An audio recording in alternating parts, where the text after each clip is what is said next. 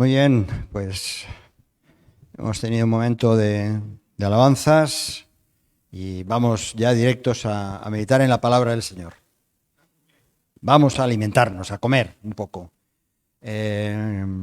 Hoy algunos nos han invitado a comer y estamos con la barriga bien llena, pero esto es mucho mejor. Esto es mucho mejor.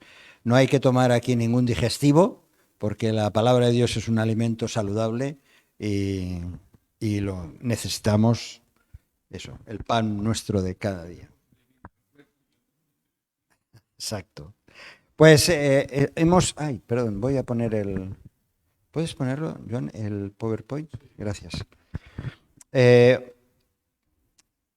Hemos tenido un par de semanas que no hemos tenido encuentros porque había aquí todo el grupo de jóvenes irlandeses con las actividades que hemos tenido. Y ahora este mes de agosto, aunque hace calor y a muchos o están con compromisos familiares, pero aún así vamos a tener los martes, vamos a volver a encontrarnos para hacer una miniserie de estudio bíblico, pero también para orar, interceder unos por otros. Y esta miniserie, el título es un doble, son dos palabras, salvación y proclamación. Pero en realidad lo que vamos a hacer es, vamos a estudiar o leer y sacarle todo el jugo posible a un capítulo de la epístola a los Romanos, el capítulo 10. Capítulo 10 de Romanos. No lo vamos a hacer hoy solamente, sino a lo largo de 4 encuentros. Y es importante, en primer lugar, que lo leamos. Así que, Romanos capítulo 10. Vamos a leer vamos a hacer una primera lectura en esta tarde. No son demasiados versículos, aunque luego, como luego explicaré, haremos un vistazo al capítulo anterior, al 9. Pero ahora vamos a leer el capítulo 10. Así que si lo tenéis, algunos de mis hermanos aquí presentes, podéis leer 3 versículos cada uno, por favor. 3 versículos, cada uno. ¿Empiezas tú, Roger? ¿Roger? Hermanos, ciertamente el anhelo de mi corazón y mi oración a Dios por Israel es para salvación. Porque yo les doy testimonio de que tienen celo de Dios, pero no conforme a ciencia. Porque ignorando la justicia de Dios y procurando establecer la suya propia, no se han sujetado a la justicia de Dios. Porque 3 versículos más o menos, sí. No pasa nada. Porque el fin de la ley es Cristo, para justicia a todo aquel que cree, porque de la justicia es por la ley. Moisés escribe así: el hombre que haga estas cosas vivirá por ella. Pero la justicia que es por la fe dice así: no digas en tu corazón, ¿quién subirá al cielo? Esto es para traer abajo a Cristo. No. Muy bien. ¿Quién descenderá al abismo? Esto es para hacer subir a Cristo de entre los muertos. Mas, ¿qué dice? Cerca de ti esta palabra en tu boca y en tu corazón. Esta es la palabra de fe que predicamos, que si confesares con tu boca que Jesús es el Señor y creyeres en tu corazón que Dios le levantó de los muertos, serás salvo. 10. Porque con el corazón se cree para justicia y con la boca se confiesa para salvación. Pues la Escritura dice: todo aquel que cree en él no será avergonzado. Porque no hay diferencia entre judío y griego, pues uno mismo es el Señor de todos, que es rico para con todos los que le invocan. Versículo también muy conocido. Porque todo aquel que invocare al nombre del Señor será salvo. ¿Cómo pues invocarán a aquel en el cual no han creído? ¿Y cómo creerán en aquel de quien no han oído? ¿Y cómo oirán sin haber quien les predique? ¿Y cómo predicarán si no fueren enviados? Como está escrito: Cuán hermosos son los pies de los que anuncian la paz, de los que anuncian buenas nuevas. 16. Mas no todos obedecieron al Evangelio. Pues Isaías dice, Señor, ¿quién ha creído a nuestro anuncio? Así que la fe es por el oír y el oír por la palabra de Dios.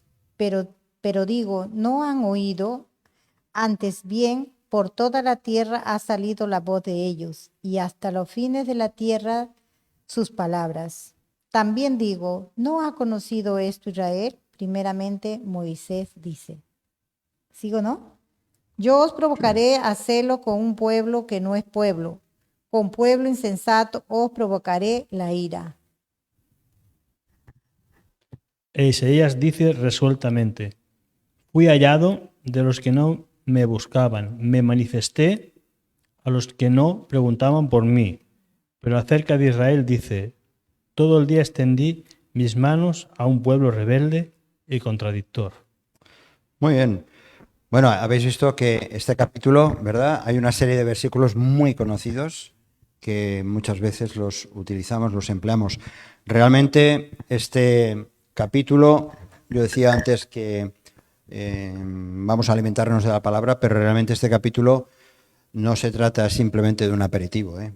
Hay carne, aquí hay sustento importante. Pero vamos a ver algunos aspectos, no todo hoy, por supuesto. Como hay mucho que digerir, vamos a ver solamente unos primeros versículos. Vamos a ver si esto funciona. Ya estamos en lo de siempre. Le falta, hay que ir allá para que arranque. Voy, un momentito. Sí. Dice un hermano que esto es como el pueblo de Israel que se rebela. Vamos a ver, claro, desde el principio.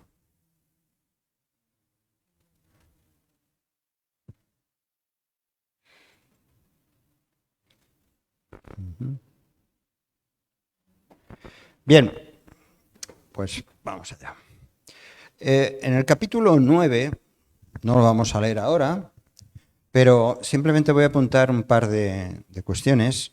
El capítulo 9, el anterior, de Romanos, el apóstol Pablo, si nos fijamos, voy a simplemente a leer algunos de los textos. Si nos fijamos, en el capítulo 9 está hablando como es Dios el que toma la iniciativa, es la acción de Dios. Por ejemplo, enfatiza la soberanía de Dios. Dios es soberano. Eso en el capítulo 9, en el capítulo anterior. Es Dios quien lleva a cabo su propósito por medio de Israel. Por ejemplo, es Dios quien escoge y llama. Capítulo 9, versículo 11. Aquí necesito que me ayudéis. 9:11. 9:11. Siempre, ahora en Romanos luego vamos a estar viendo otros textos. Pues no habían aún nacido, ni habían hecho aún ni bien ni mal, para que el propósito de Dios, conforme a la elección, permaneciese, no por las obras, sino porque Él, el que llama, que llama. Dios es el que, dice, conforme a la elección, Dios es el que elige, ¿vale? Es el que tiene un propósito y es el que llama. Dios también, en versículos del 15, el 15 y el 16, versículos del capítulo 9, versículos 15 y 16, vamos a ver si somos ágiles. Venga.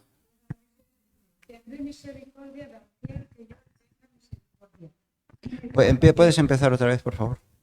Pues a Moisés dice, tendré misericordia de aquel que yo tenga misericordia, y me compadeceré del que yo me compadezca. Así que no depende del que quiere, ni del que corre, sino de Dios que tiene compasión. Es Dios quien tiene misericordia, quien tiene compasión.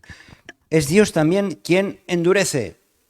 Versículo 18.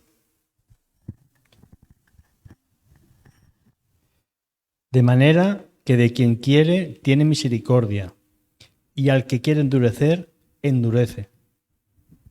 Y el versículo tú mismo, el 23, es Dios quien prepara los vasos de misericordia. Es Dios quien prepara a aquellos que van a recibir esa misericordia para gloria de Él.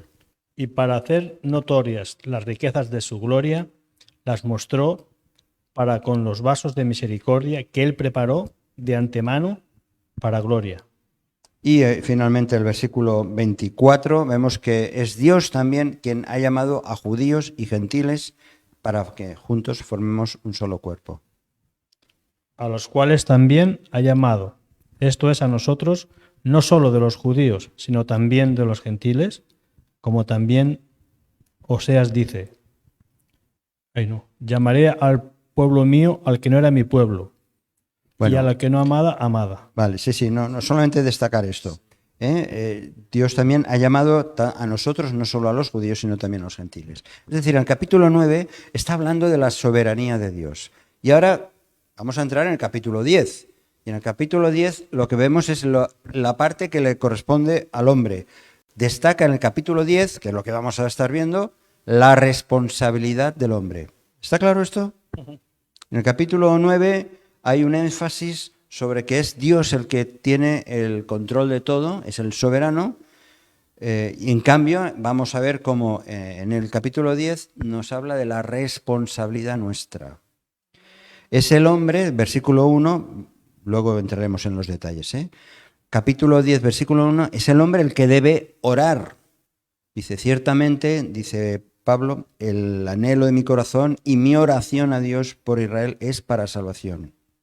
Es el hombre, en el capítulo 10 vemos que es el hombre quien debe sujetarse a la justicia de Dios. Es el hombre que tiene que aceptar la justicia de Dios.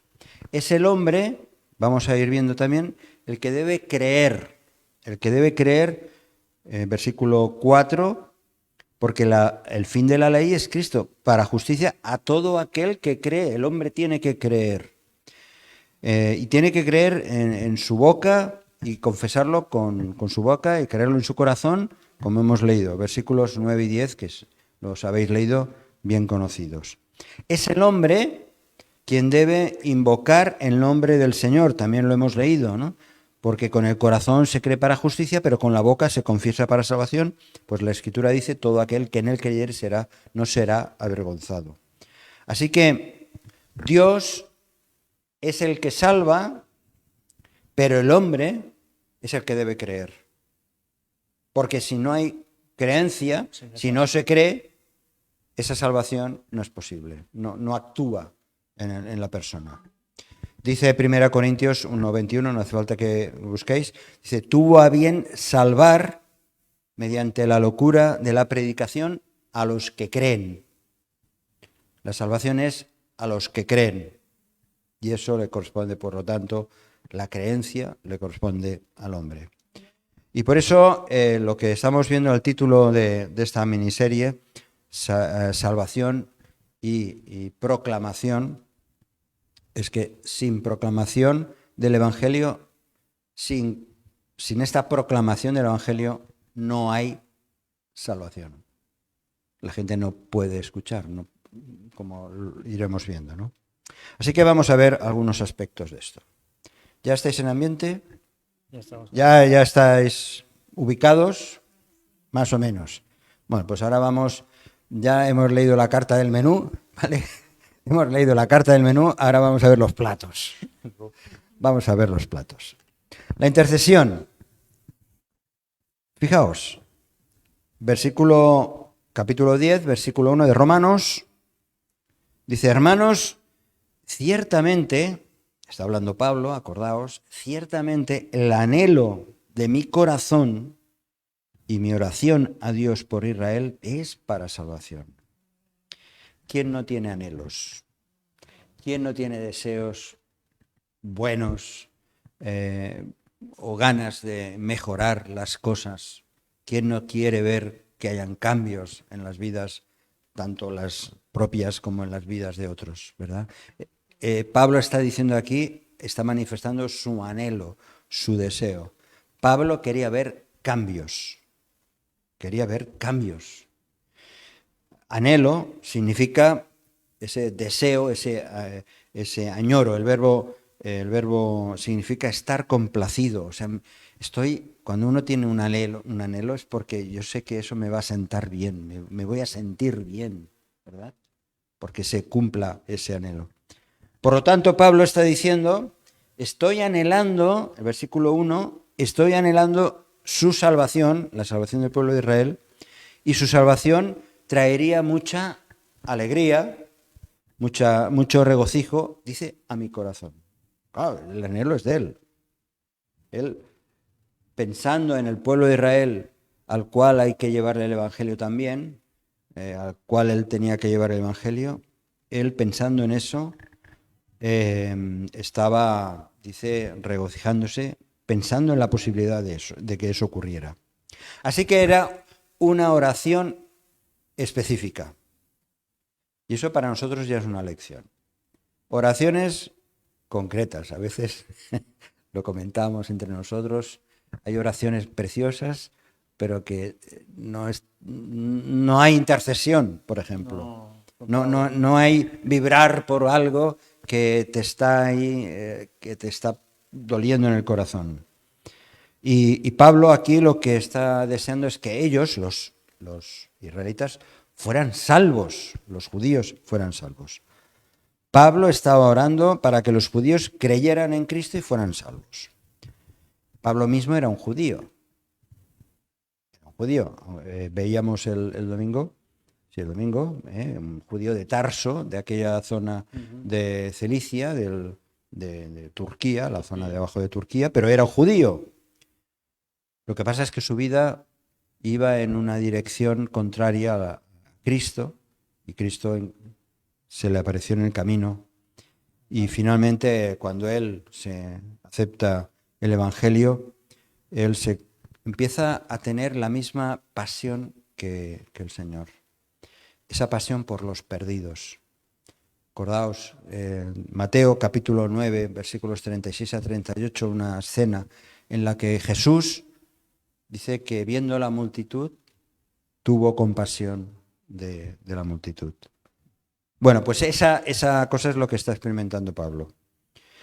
Hay una enseñanza errónea, equivocada, que dice que la soberanía de Dios, si tuviéramos en cuenta el capítulo 9 simplemente, que la soberanía de Dios contradice la responsabilidad humana. Hay una enseñanza que dice, por un lado está la soberanía de Dios, por otro lado la responsabilidad humana, ¿no? Y hay quien dice algo así como que, ¿por qué habría de molestarme yo a orar si Dios a fin de cuentas va a salvar a quien quiera salvar?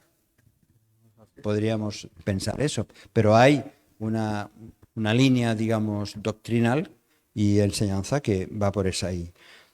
Si alguien piensa, es que Dios se ha determinado que esa persona se va a salvar, pues no hace falta que le predique porque se va a salvar, porque Dios ya lo ha determinado, ¿no? Pero es la parte que nos toca a nosotros, ¿no? De predicar. De predicar.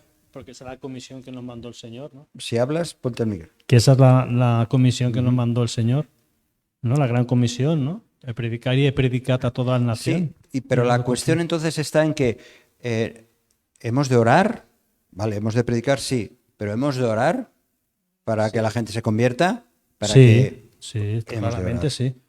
Es Dios y combinar esta soberanía de Dios. Dios es el que controla todas las cosas, por supuesto. Dios es el soberano. Pero fijaos, en Efesios capítulo 1, versículo 11, dice que todas las cosas son hechas según el designio de su voluntad. Es cierto.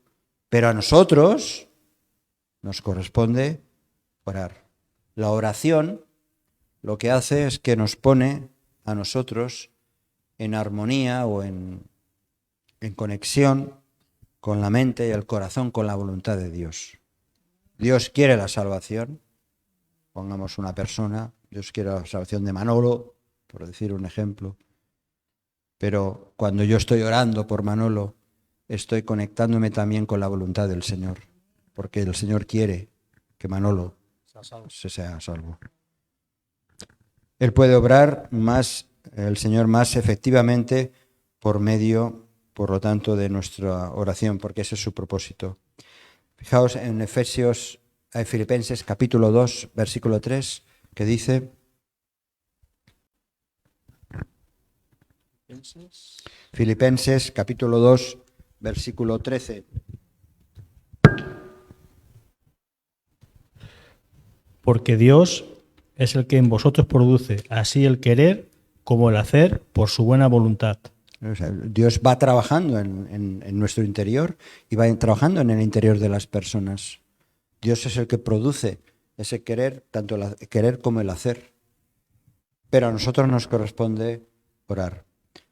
Cuando una persona, no sé qué os parece esta afirmación, pero cuando una persona es realmente salva, cuando tú tienes conciencia de que has sido salvo y que eres salvo, una persona así tendrá una preocupación, ¿verdad? Y un deseo y una carga por los perdidos, por los que no son salvos. Y aquí es como si fuera un termómetro, ¿no? Si uno dice que es cristiano, cristiana, y no tiene ninguna preocupación porque las almas se salven, algo no funciona ahí, ¿verdad? Algo no funciona bien. ¿Qué pasa qué hay cuando la persona es cristiana pero no tiene amor a las almas? ¿Qué pasa? Bueno, yo creo que lo que pasa es que tiene un problema espiritual bien serio, para empezar. ¿Que es cristiana? Seguramente que sí. Seguramente que sí, que ha nacido de nuevo.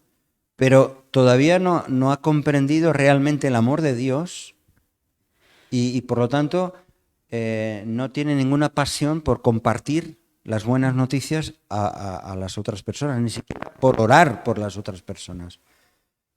Hay un problema serio espiritual. ¿Y cómo se podría identificar a esta persona? ¿Cómo se podría llamar a una persona así? Bueno, entre otras razones, la palabra de Dios nos habla en otros pasajes nos habla de los cristianos que son bebés, que no son maduros, que todavía están con la leche espiritual cuando ya tendrían que comer carne, que realmente tendrían que estar alimentándose. Amén. Y esto es una de las cosas que cada vez, claro, uno se va haciendo cada vez mayor y llega a conclusiones, es decir, si no tienes hambre por la palabra de Dios, no vas a tener hambre por las almas, no vas a tener hambre ni por preocuparte del prójimo. La palabra de Dios a medida que la leemos, que la meditamos, que la estudiamos, nos impulsa a ir en una dirección o en otra. Si no lo hacemos, el problema es que, y ya entraríamos en otro tema, ¿no? Pero el problema es que hay cristianos que son carnales, que están simplemente viviendo una vida atada a este mundo, a la naturaleza de este mundo, pero realmente no son esos cristianos espirituales que deben de estar creciendo. Ese es el problema. Pero hay que estar, por eso, siempre animando y enseñando la palabra, ¿no? Bueno, seguimos adelante. Muy buena pregunta, gracias, Silvia.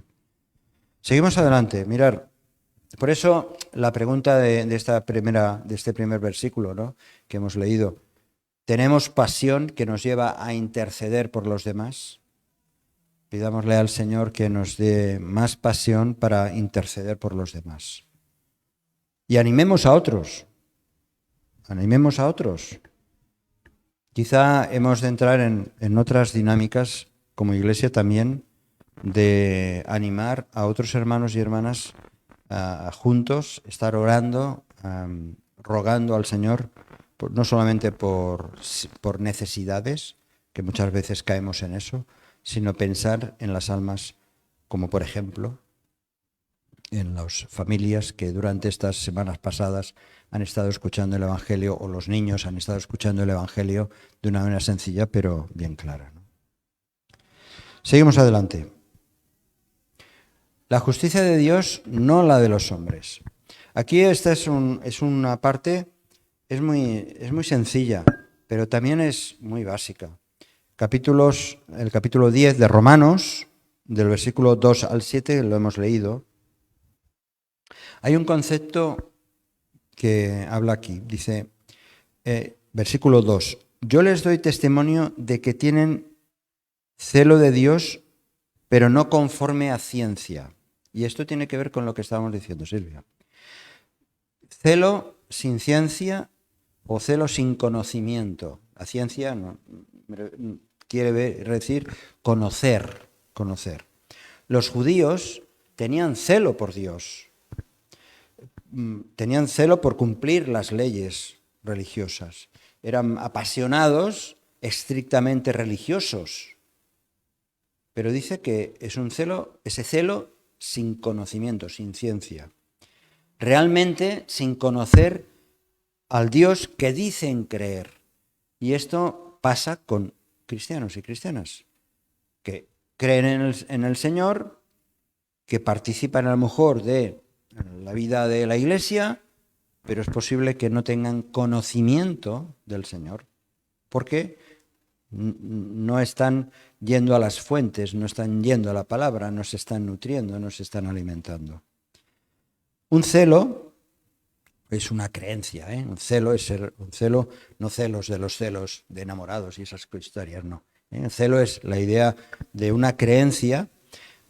Un celo es como si fuera, imaginaos un jugador de fútbol que toma el balón, corre con todas sus fuerzas, pero corre hacia la portería equivocada. Esa sería un poco la idea.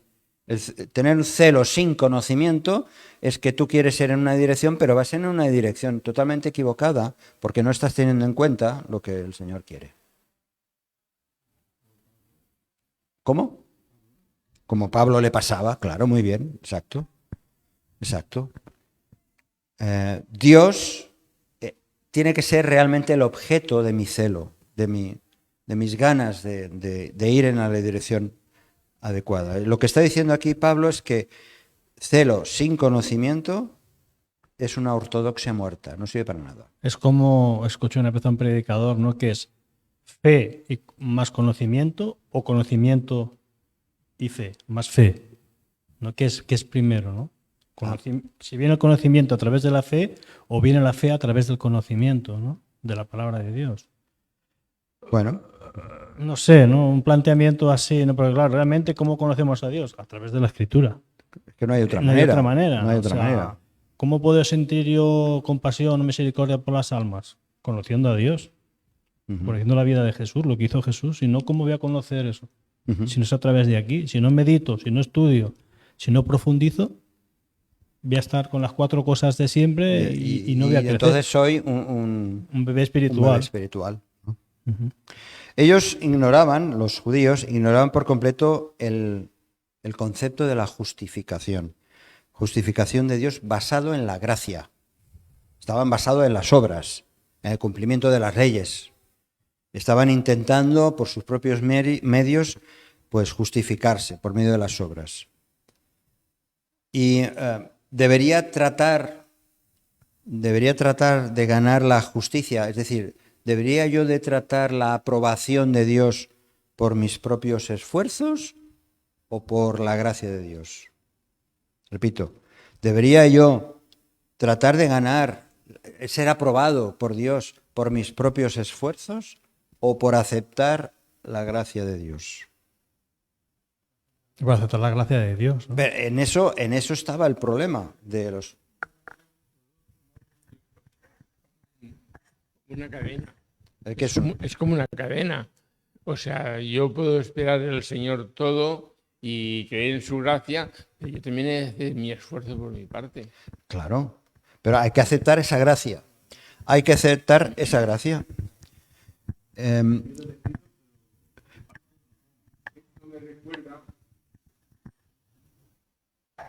En mi época yo he tenido altos y bajos en el trabajo, en la vida, ¿no? Entonces hubo un tiempo que estuve muy, muy, muy mal y la gente de la iglesia de Rosselló em deien, Roger, és que has de confiar en el Senyor. Dic, sí, jo puc confiar, si me sento a casa i confio en ell molt, perfecte, però si no surto a buscar la feina no me la trobaré, no em vindran a casa a buscar. Sí. Jo pots posar tota confiança en el Senyor. Sí. Tú...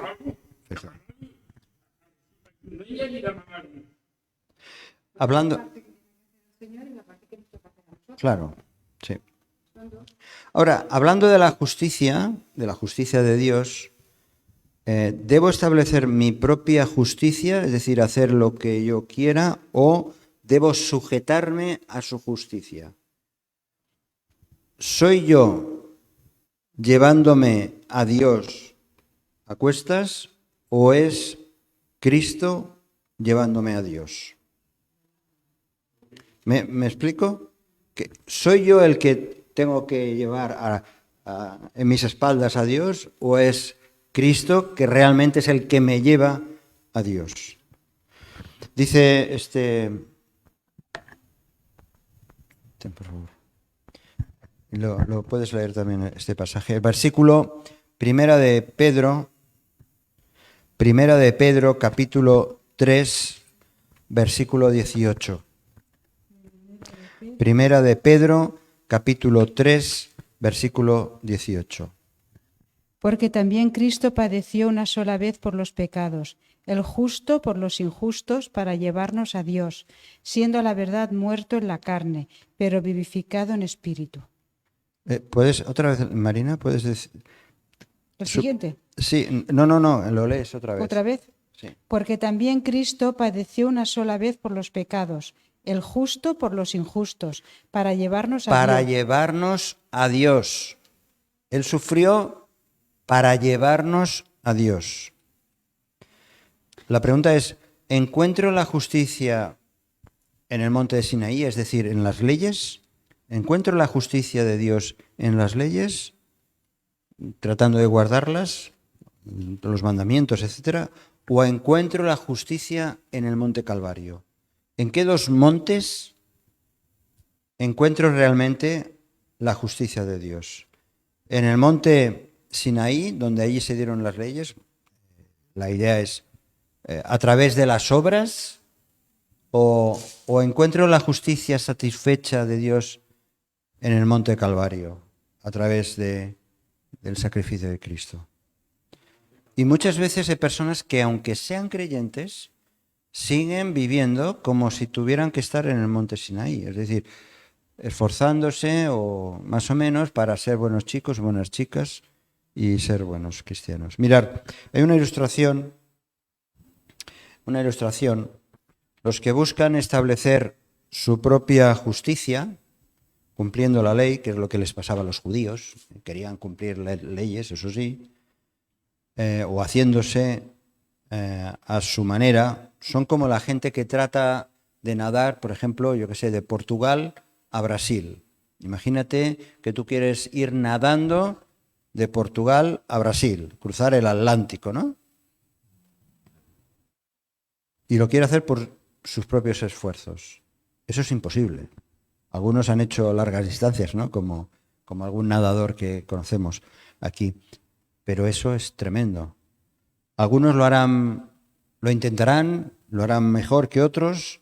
Algunos incluso podrán nadar muchas millas marinas, pero eso es imposible. Se necesitarán un apoyo. Nadie lo logrará. Por eso necesitamos sujetarnos a la justicia de Dios para alcanzar o para llegar al plan de Dios. Y lo que hemos de hacer es coger el barco. Coger el barco, que el barco nos lleve, sea el que nos lleve. Dios, que sea el que nos lleva. Lo hemos leído ahora, que es Cristo, dice, para llevarnos a Dios. Padeció una sola vez por los pecados, el justo por los injustos, para llevarnos a Dios. Así que lo que hay que hacer, lo que tenían que hacer aquellos judíos y lo que nosotros hemos hecho y todos tenemos que hacer es subirnos al barco, subirnos a Cristo, porque es el único que nos lleva a Dios. Por eso Jesús decía, yo soy el camino, la verdad y la vida. Yo soy el que os va o puede llevar a Dios. Eso es el argumento que está diciendo en estos versículos que estamos considerando. Nuestras propias obras o nuestros propios esfuerzos, por muy sinceros que sean, nunca nos llevarán a Dios. Por eso dice en Efesios que por gracia sois salvos. Por gracia sois salvos. No por obras. La obra sin fe está muerta. La fe sin obras es muerta. Así que cuando yo vengo a Cristo buscando salvación, esto pone fin a mi búsqueda de encontrar y obtener justicia simplemente por medio de guardar los mandamientos. Y eso es lo que está diciendo Pablo a estos romanos que todavía no tenían las cosas muy claras. Toda la justicia que necesito se encuentra en Jesucristo. La ley puede mostrarme mi injusticia. La ley me dice, Fernando, tú eres un mentiroso, tú eres un ladrón, tú eres vil, tú eres muchas cosas. Eso es lo que la ley me está diciendo. Cuando yo miro los 10 mandamientos, me lo pongo delante de ellos y me doy cuenta que yo soy pecador. Así que la justicia mediante la ley no llega a ningún sitio, no me da la salvación, solamente el hecho de que Cristo haya muerto y su muerte no sea en vano, que es lo que dice Gálatas capítulo 2, versículo 21, por favor.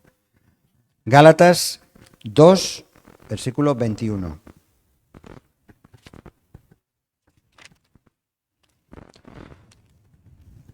Vamos por la mitad del... Tú mismo, sí. Vamos por la mitad del menú.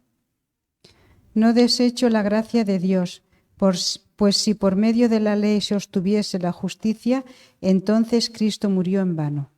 No desecho la gracia de Dios, está diciendo Pablo.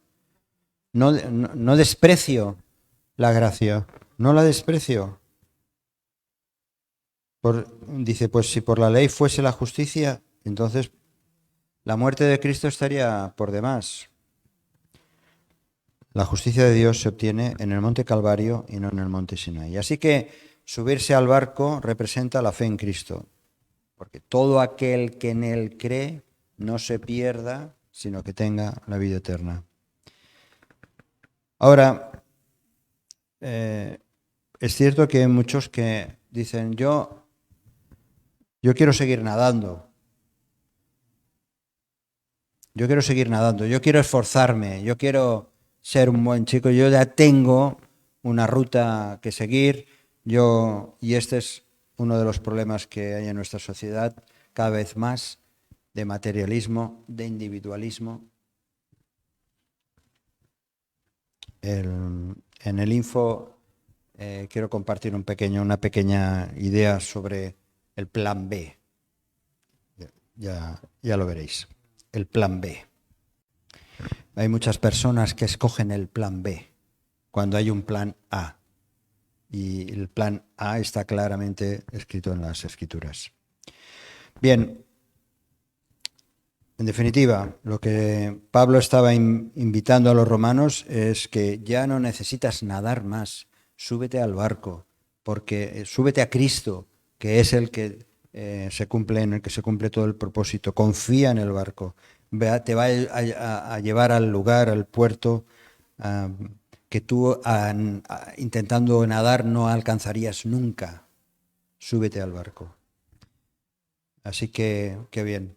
Podemos decir que nuestros días de natación se han acabado.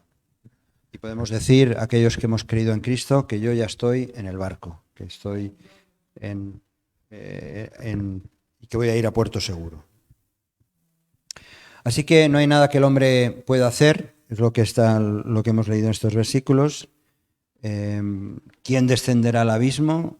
¿Quién subirá al cielo para traer abajo a Cristo? Hay gente que justifica o quiere justificar acciones para que, como queriendo controlar a Dios, ¿no? Cristo, Jesús, realizó todo lo que era necesario para la salvación del hombre. Ahora, ¿cuál es la práctica de todo esto? Cosas que ya sabemos muchos de nosotros. Pues esto no es una cuestión solamente doctrinal, no solamente es una cuestión de creencia, de aceptación.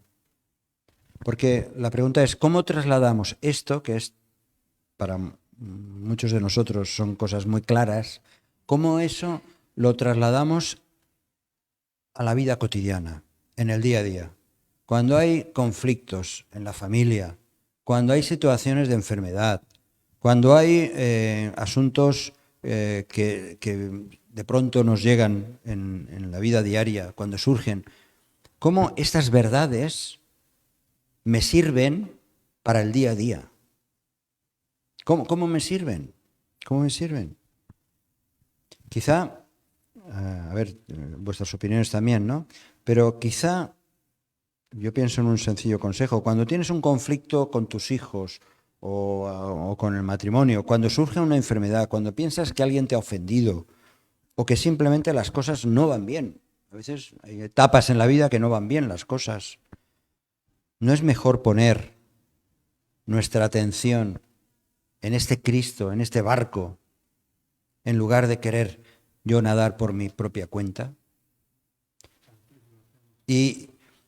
Pero en estos momentos, en esos momentos complicados, confusos, en esos momentos que uno está desorientado o dolorida, ¿no es mejor echar mano de estas verdades que me da la firmeza y la seguridad, que no me dan las situaciones ni los problemas que esto pueda tener? Para eso está, no solamente... ¿Me explico? ¿Me seguís lo que quiero decir?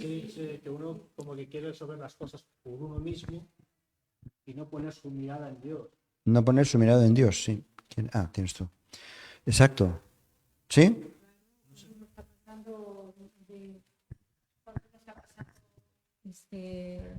Dificultades, ¿no? Ujú. ¿No? De diferentes maneras, pues hay que poner todo nuestro amor en el Señor y aún más en ese tiempo tenemos que orar más. Claro. Claro. Y aferrarse a Aferrarse. verdades como estas, que no son invenciones, que es la pura La verdad, pura verdad. que Cristo ha cubierto todo. Que seria pobre només anar a Déu o a Jesús només quan tinc dificultats. Claro, sería muy pobre. O sigui, cuando estoy contento y estoy harto y como bien, entonces Jesús en un rincón que ya lo diría cuando me falte el pan. Ya. Ujú. O sea, Sí. Creo que también con un estudio o una predicación que también hablamos de ser agradecido a Dios, ¿no? Ujú. De agradecerle a Dios cada día. Sí. De ser agradecidos y cada día cuando nos levantamos y hacemos así, ostras, Sí. estamos aquí, gracias Señor, que estamos con los ojos aquí todavía y vemos la luz, tengo salud, gracias a Dios, puedo ir a trabajar, tengo para vestir, tengo para comer. Ujú. Otra cosa que como haya mejor puede que haya otras personas, ¿no? Que digan, no, es que yo quiero unas zapatillas, pero no las quiero esta, quiero unas Nike. ¿Me entiendes? Pero el Señor te da para vestir. Es que precisamente ayer estamos compartiendo con Rodrigo todo eso, ¿no? Y hablando de ser agradecidos al Señor. Precisamente ayer estamos comentando, ¿no? Y no lo que tú quieras, ni la marca que tú quieras, Señor. El Señor te ha dado de vestir, te ha dado las zapatillas, gracias, Señor. Te ha dado un Claro. pantalón, Es- gracias, Señor. y en esos pequeños detalles, Claro. en lo que hemos de decir. Cada mañana. cada matí és una de les coses que dic, Senyor, gràcies per la nova vida que tinc, pel nou dia, perquè hi haurà molta gent que es voldrà aixecar del llit i no s'aixecarà. Exacto. O sigui que Hauran- el que jo em pugui aixecar ja és un motiu d'agraïment. Sí, sí. El hecho de poder levantarse ya es motivo de dar gracias a Dios. Bien, seguimos adelante. ¿Estáis bien? ¿Cómo vamos? ¿Sí? Vamos bien. Los versículos 8 y 9, que son bien conocidos, ¿verdad que sí? Lo vamos a recordar. Recuérdalos. Mira. 10, Romanos 10, versículos 8 y 9, que son muy, muy conocidos, pero volvamos a recordarlos. Mas, ¿qué dice? Cerca de ti está la palabra, en tu boca y en tu corazón. Esto es, la palabra de fe que predicamos. Que si confiesas con tu boca que Jesús es el Señor y crees en tu corazón que Dios le levantó de los muertos, serás salvo. Amén. Las buenas de salvación, las buenas nuevas de salvación, están al alcance de todos. Están al alcance de todos. ¿Y qué cerca está? ¿Cuán cerca está?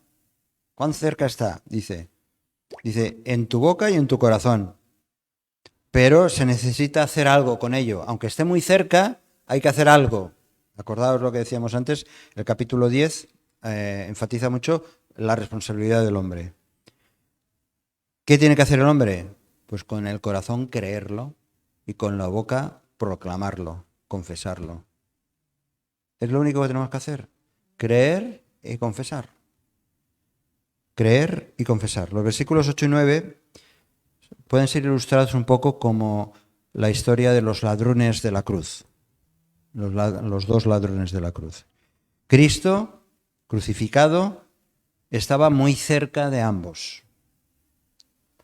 Y la palabra estaba en la boca de cada ladrón, ¿verdad? La palabra estaba en la boca de cada ladrón. Y uno de ellos, esa palabra estaba de manera equivocada. Empezó a decirle a Jesús, oye, tú puedes, líbranos de esta situación, si realmente eres quien dices ser. Y le insultó. Pero el otro ladrón, el otro hombre, que no es que fuera un buen ladrón, era un ladrón. Bueno, la justicia romana haría lo que tendría que hacer, pero ese hombre se arrepintió y creyó, en primer lugar, creyó en su corazón, reconociendo que quien tenía delante nada menos que era el Mesías, y le dijo, pues acuérdate de mí cuando vengas en tu reino.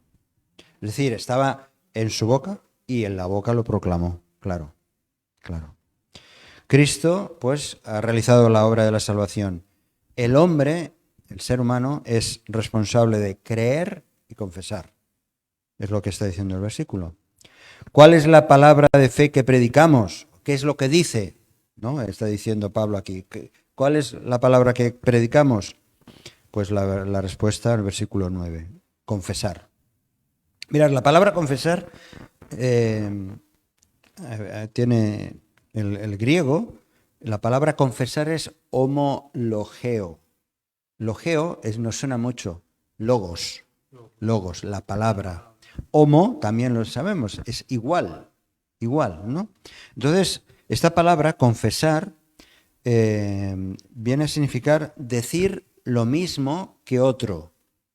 Me identifico con lo que otro dice. Esa es la idea de la palabra confesar.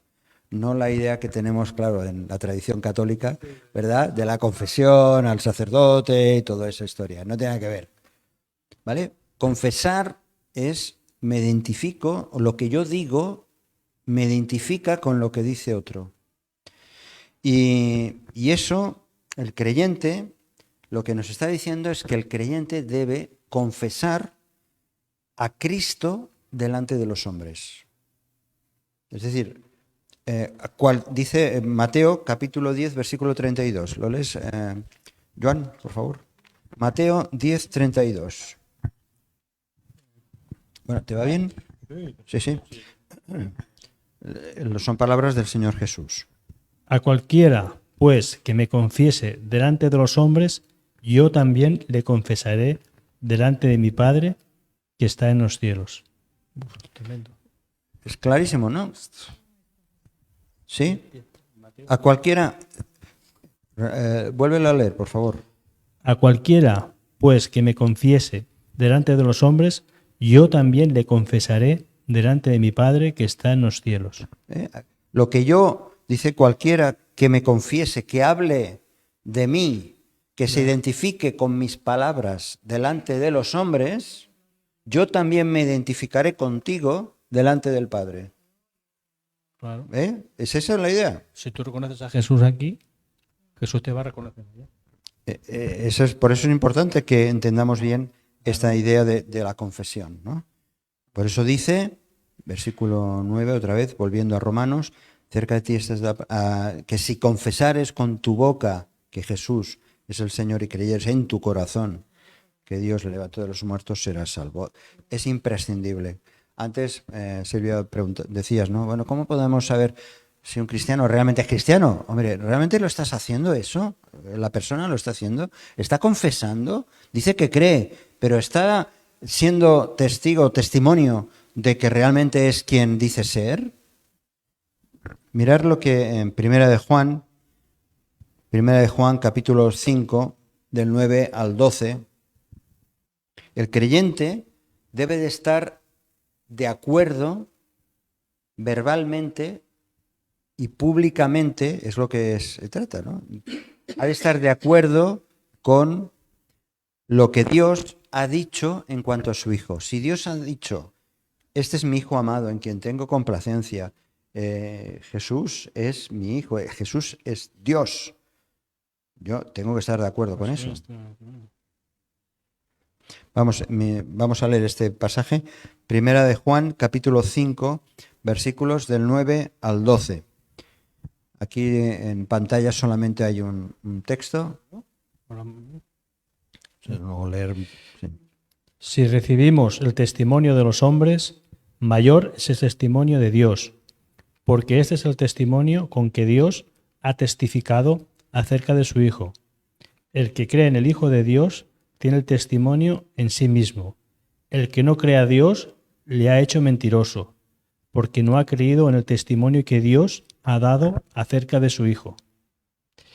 Y este es el testimonio que Dios nos ha dado, vida eterna, y esta vida está en su Hijo.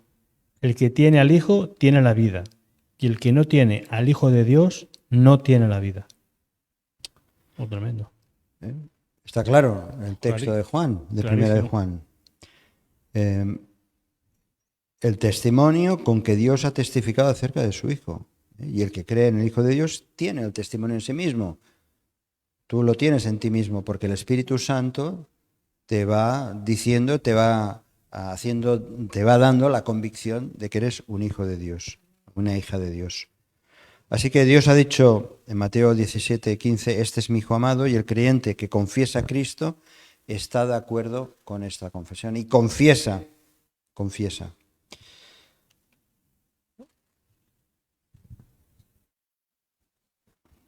Vamos a ir ya acabando. La palabra significa lo contrario de confesar. La palabra que significa lo contrario de confesar es negar. Negar. Confesar es decir sí. Negar es decir no. O sea, confesar es decir sí, yo me identifico. Yo quiero verbalizar con mi vida, con mi testimonio. Quiero hacerlo visible, mi creencia, en quién creo. Negar es decir no. Y eso, acordaos, Pedro, en esa escena de Pedro, ¿verdad? Pedro debería haber dicho sí, cuando le dijeron si conocía. Él debería haber dicho sí, yo le conozco, cuando estaba ya en el patio, ¿no? Y tendría que haber dicho sí, yo soy uno de ellos. Y tendría que haber dicho sí, yo estuve con él. Pero todo lo contrario. Él negó, ¿verdad? Qué grande es Dios, ¿no? Que le perdonó a pesar de eso, el Señor, ¿eh? Claro, pero en lugar de decir sí, dijo no. Dijo no. Negó. Y menos mal que luego, pues como bien dices, fue perdonado. Pedro negó a Cristo, aunque su negación fue temporal, y Dios tenía un plan para él. Y días después, en Pentecostés, confesó públicamente delante de miles de personas su fe en Cristo. Y lo hizo con firmeza y predicó a Cristo ante esas miles de personas. De modo que cuando el creyente se hace esta pregunta, ¿conoces a Jesús como tu Salvador y Señor? ¿Puedes decir que Él te pertenece? Puedes responder sí. Reconozco que Él es mío, que yo pertenezco al Hijo de Dios, que me amó y se entregó a sí mismo por mí. Durante las grandes persecuciones que hubieron al principio de la Iglesia cristiana y a lo largo de la historia, y recientemente también, que por cierto, posiblemente vamos a tener en el mes de septiembre la visita de los hermanos de Puertas Abiertas. Van a estar con nosotros un domingo. Bien, todos estos han sido, podemos decir, confesores. Todos estos que incluso han muerto, han dado su vida por decir sí, Cristo me pertenece, yo le pertenezco y no hay nada ni nadie que me va a cambiar. Estos son confesores, en el buen sentido de la palabra. Eso también pasó cuando los tres, en el libro de Daniel, Sadrach, Mesach y Abed, ¿no? Cuando estaban en el horno de fuego, Allá también, tú te imaginas la historia esa con Sí. Nabucodonosor y tuvieron... Sí, sí, es una No sé. historia muy bonita, infantil, pero Pero no, pero nada que realidad, ¿no? tuvieron, hablando pebrots, ¿no? De estar ahí y decir, no, no, yo creo en mi Dios y no me, y no me voy a arrodillar ante nadie, menos ante la estatua esa. Pues a esto, Y en esa circunstancia. a estos y a nosotros, cuando lo hacemos, cuando de una manera pública, podemos decirnos que somos realmente confesores, porque estamos confesando el nombre de Cristo. Estamos declarando el nombre de Cristo. Por eso, en 2 Timoteo 1:8, perdón. No sé si lo tengo aquí. Exacto. 2 Timoteo 1:8. Y con esto vamos acabando ya. La recomendación que le hace Pablo a Timoteo.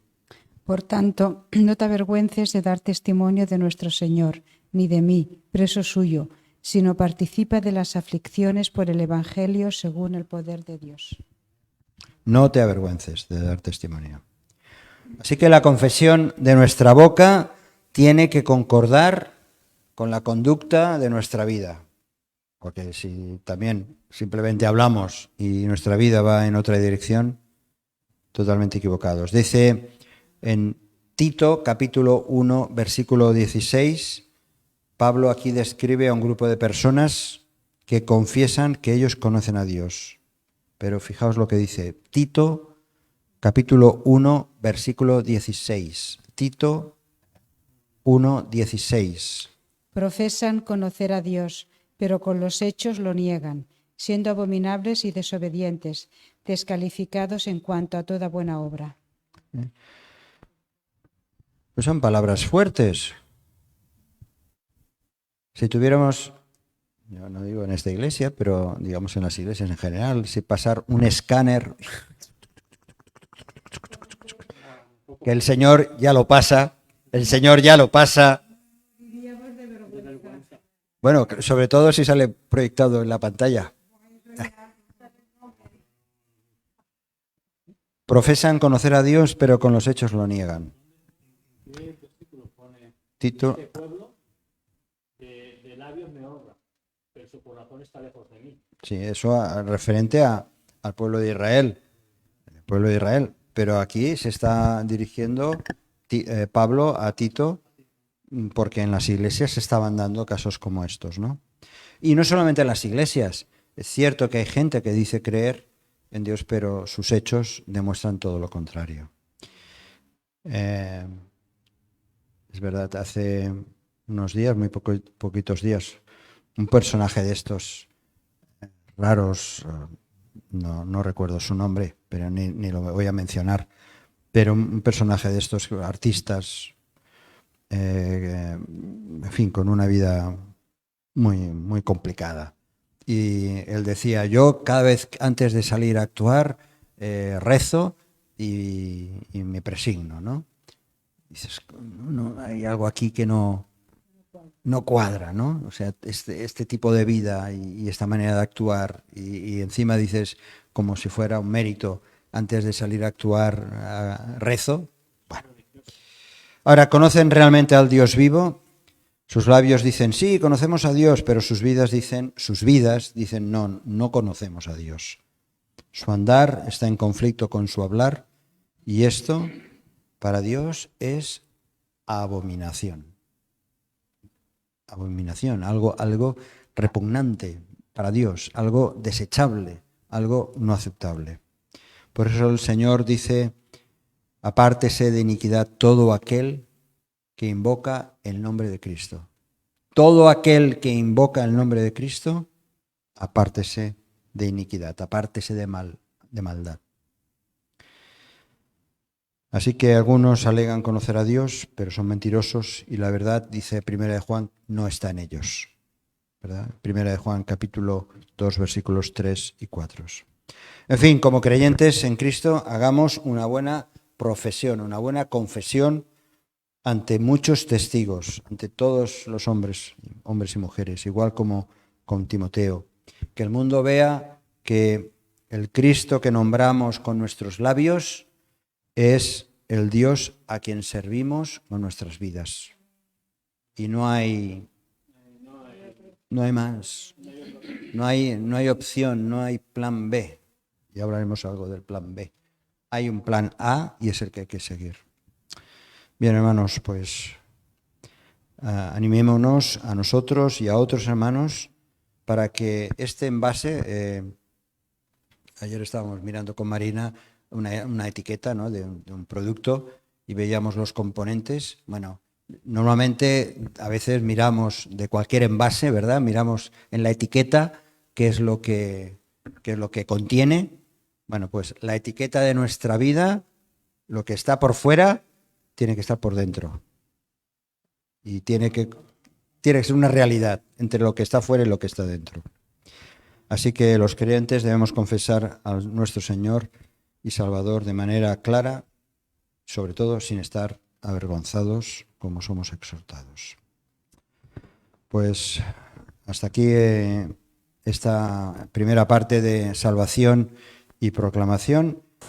Si este mensaje te ha bendecido o te ha ayudado en algo, puedes suscribirte a nuestro canal de YouTube. También conocerás nuestra comunidad, la Asamblea Bíblica del Camp de Tarragona, en Cambrils, España, a la que estás cordialmente invitada o invitado. También puedes seguirnos por las redes sociales. Los enlaces los encontrarás aquí abajo y podrás visitar nuestra página, así como conocer nuestros programas radiales y podcasts de Yum Radio. ¿Qué? ¿Te suscribes ya a nuestro canal?